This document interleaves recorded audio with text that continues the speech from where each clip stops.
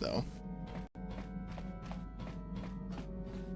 Okay, just give me a second.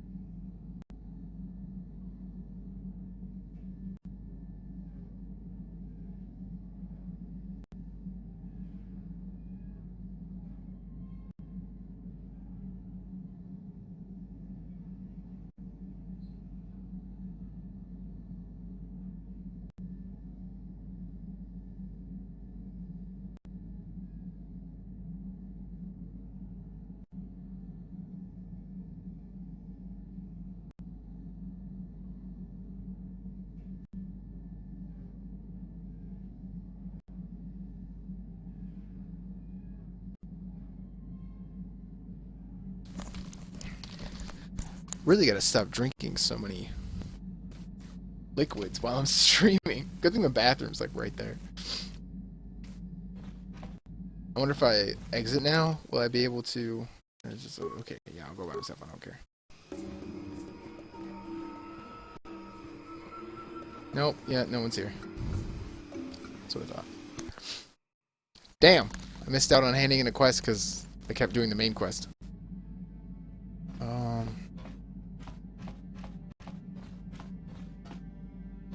Hey there. Maybe if we get these tat glands for him, things will work out. Or maybe he'll finally see the light and... Oh! Yeah, let's go hand in those tat glands. Hey there. Sorry. I completely forgot about her brother.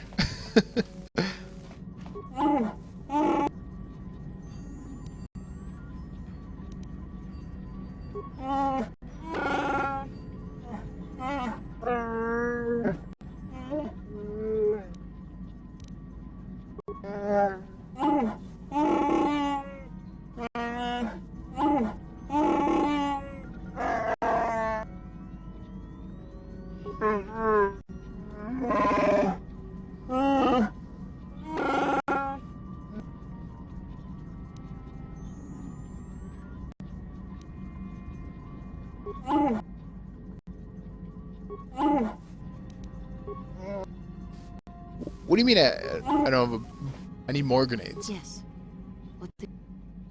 I was remembering Taris. No, it's alright. I think I'm over the worst of it. I apologize again for lashing out at you. It was not your fault. It was a horrible place to have to live.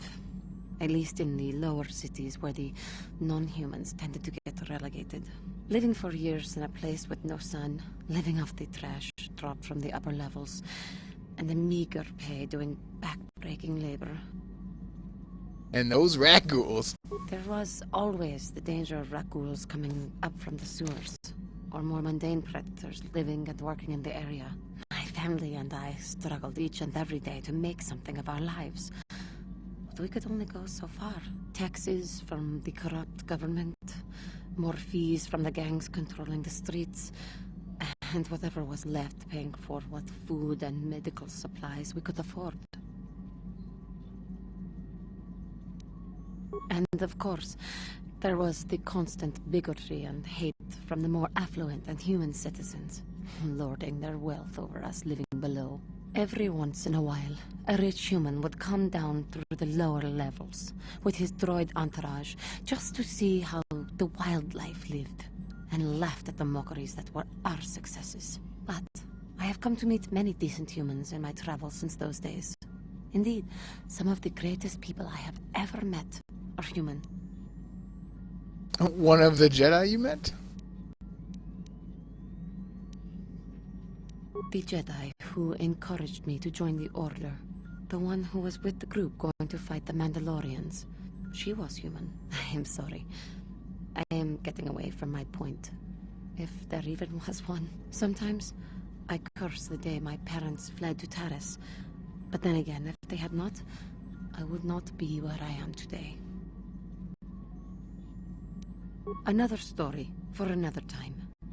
For now, we must continue our own epic. To save the galaxy, if we can. Chatting up some bitches. Give me all your spikes. Damn. What are you good for?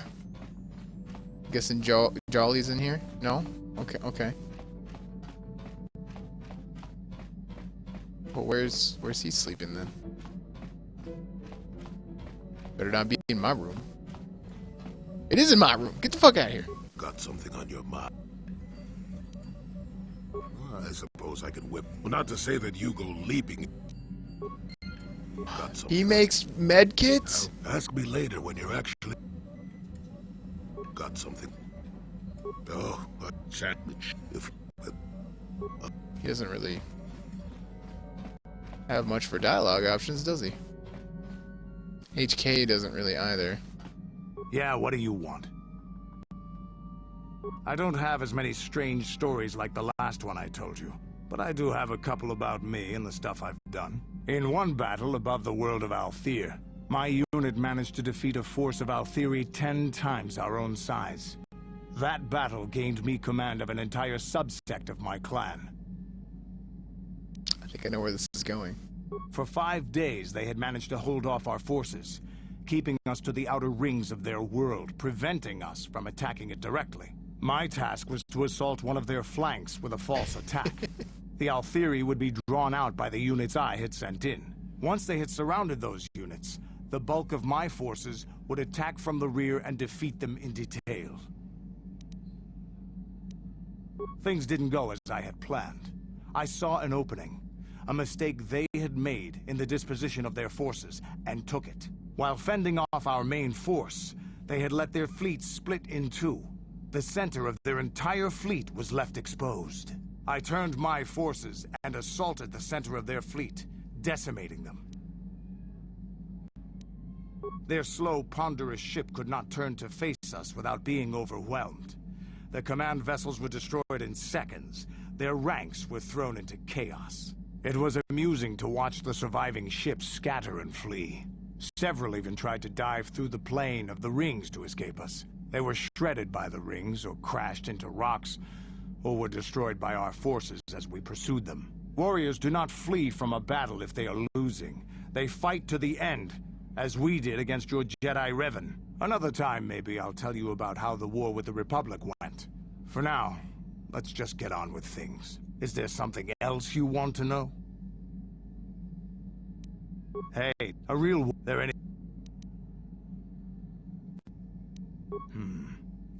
I think I'll tell you a bit about the recent Ooh, he's got more. with the Republic. Story time with That might be Candace. more familiar to you. The one where Jedi Revan. We started by conquering worlds outside the Republic.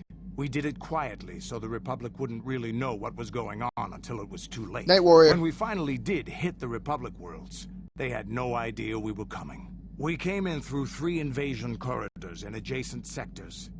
Anyone who put up a fight, or wouldn't fight, was crushed. We razed whole worlds, trying to provoke the Republic into fighting us. I don't particularly enjoy wiping out worlds for its own sake, but the cowardly tactics the Republic defenders used left us little choice. Hiding in the homes of civilians, using families as shields, thinking we would not use appropriate force on their bases inside major cities. They underestimated our resolve, and what measures are acceptable in war. Those who cannot defend themselves should not be around those who can in battle. If annihilating a city is the kind of power it takes to overwhelm a Republic shield device, then that's what we did. Necessary force to destroy all opposition. Makes sense. It's wrong to hide with shields surrounding you, hoping the enemy will be so good as to throw themselves at your feet to be slaughtered. I have no time or patience for cowards. They deserve to be hunted down and exterminated like vermin. There was no honor in wiping them out like rats.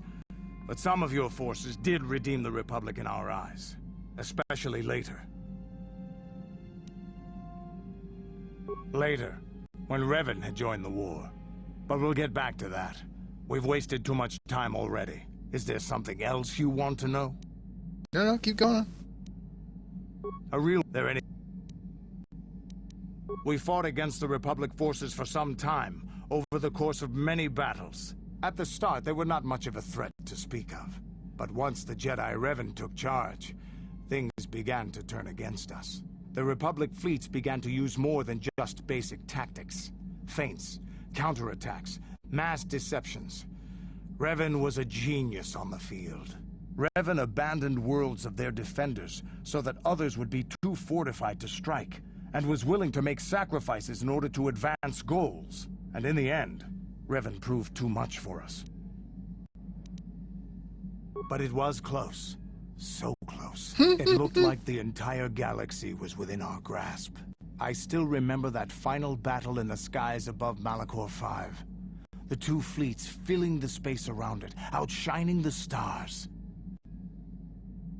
It was not your ships, or your men, or your vaunted fight for freedom that won this, the final battle of the war. It was by the actions of one person, the Jedi Revan, that you prevailed. His strategies and tactics defeated the best of us. Even Mandalore himself was taken aback by the ferocity of his attacks, the tenacity of his defenses, and the subtleties of his plans. He fought us to a standstill, and then began pushing back. We really didn't have a chance. It was what we had wanted all along, in a way. We wanted to fight the best, in a battle that would be remembered for centuries. And we did. And Revan won. I don't hold a grudge against Revan, and neither do any of my people. It was the greatest moment of my life to be in that battle. If Revan had been a Mandalorian, nothing in the galaxy would have stopped us. But wishing for the past to be different is useless. Better look to the future, as we should now. We'll talk more later, I think. Is there something... You're...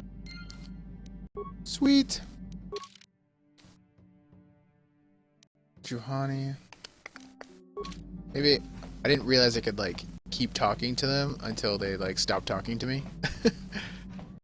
So I might try chatting up. What is it you would like? Well, I mentioned before that my parents had fled to Taris. Perhaps I can tell you about that. Go on. In the early days of the Mandalorian War, there had been fighting closer to the Outer Rim worlds. KOTOR was there, yes. My people had a great reputation as warriors, and that appealed to the Mandalore version of honor. They sought to test themselves against us, I think. Test themselves by bombing our world, slaughtering my people while they slept or while they ran. They swooped down from space across the world, firing at anything that moved. They used ships in space to destroy all orbital facilities and bombard the surface. We did resist, and in spite of their violent attack, we did stave them off for quite a while. But in the end, we were doomed. We were not members of the Republic. KOTOR was beyond the edge of the Republic, in the Outer Rim. And besides, they could not have known. Our interstellar communications were the first things the Mandalores hit. All other short-range communicators were jammed. We were on our own. We knew what was coming. We had fought the Mandalorians in the first war against Exar Kun and the Sith. We knew there would be no mercy for us. The most we could do was pack the few of our people who survived onto what few ships remained and send them off into space as fast as they could. Most did not make it. My parents carried me as a baby with them, and were lucky enough to escape. They fled as far as they were able, and eventually settled on Taris. They could stand running no further, I think. But Taris was a horrible choice. Dominated by humans, intolerant of other species, it made everyday life unnecessarily hard. Taris is not the place to raise a child. That is for sure. I wonder if she hates Canderous, since he's a Mandalorian. My father turned to stimulants. He spent much of his time in local bars and dives. But we are warriors. It runs through our blood. And when he was on stims, he became foolish. He let his warrior nature get the best of him. So he would get intoxicated, and he would fight. And finally, one day, he would die. Killed by a man who provoked him into a fight and killed him like an animal. I am sorry. I cannot talk about this any longer right now. Or can you? What is it you would... After my father died, Yep, my mother totally was left can. to support me alone. A single non-human woman, living in one of the worst, most violent slums on Taris. It was not easy for her. When my father was killed, it seemed that something in her began to die as well. She worked. She worked as hard as she was able. Juhani has had such Over a time, she sad began to waste life. away. I later learned that she was unable to get enough money to feed both of us, and had to start borrowing from the exchange. A band of cutthroats and smugglers. But even that was not enough. She hid what she was doing from me. She gave most of her food to me so that I would be strong, but she herself was suffering deeply from it. In the end, she could go on no longer, and collapsed at the cantina where she worked one day. She never recovered. There was nothing really that I could do for her. She left me no money, and no doctor would see her without being paid first. I sat by her bed for days as she lay there dying. I never want that to happen to someone I care about ever again. But there was still the money she had borrowed. She had never paid it back and made no provisions for her death. You must understand. The exchange is brutal. They care nothing for the life of a sentient being. They are the major suppliers of slaves on Taris. They thought it would be appropriate that, with my mother owing them money, the debt should be passed on to me. And with no way to pay, they took me by force. You have no idea what it is like to be bound like a beast and treated as such. It was the worst time of my life. They treated me like livestock. They were waiting for a buyer to give them some credit. No wonder she turned to the dark side. Like, I just want to hug her. The Jedi could not abide by what they saw there, and drove the exchange from the face of the world, freeing those of us imprisoned there. But the Jedi soon left to fight their war, and I was left with a dream. I swore that I would become a Jedi. As soon as I had enough money to do it, I bought passage on a freighter headed for Tatooine, and we both know what has happened since then. I am grateful to you for having given me the opportunity to fulfill my dream, rather than become what I hated. Someday, I may make it up to you, but for now, let us keep on the task at hand. She wants to make it up to me by sleeping with me. What is it you would... Okay, she's exhausted.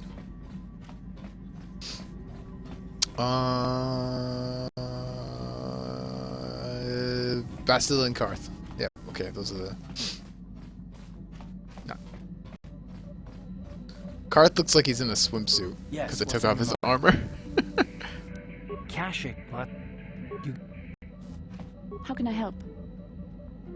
No? Okay, both of those guys are good. Okay, I'm gonna go back to Tatooine and do...